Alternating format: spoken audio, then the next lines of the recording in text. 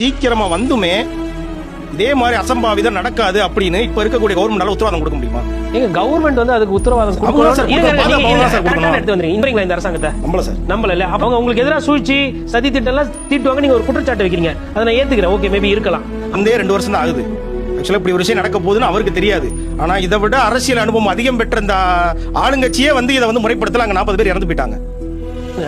இப்போ ஒரு அனுபவம் பெற்றதுக்கு அப்புறம் தான் அவர் வந்து அதை வந்து செய்யறாரு. குடிச்சிட்டு கரூர் வரும்போது அந்த கரூர் போலீஸ் எங்களை அலர்ட் பண்ணிருக்கலாம்ல.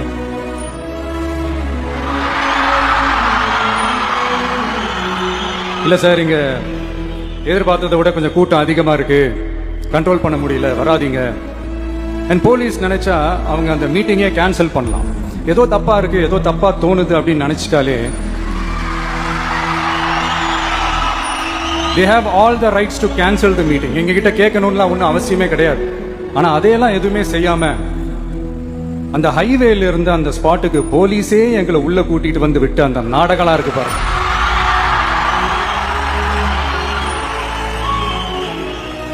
நம்பிட்டேங்க, முழுசா நம்பிட்டேன். அன்னைக்கு இருந்த அந்த கரூர் போலீஸ் பேசும்போது தேங்க்ஸ்லாம் சொன்னேன் அவங்களுக்கு. எனக்கு தெரியாது இப்படி ஒரு நாடகம் நடக்கும்.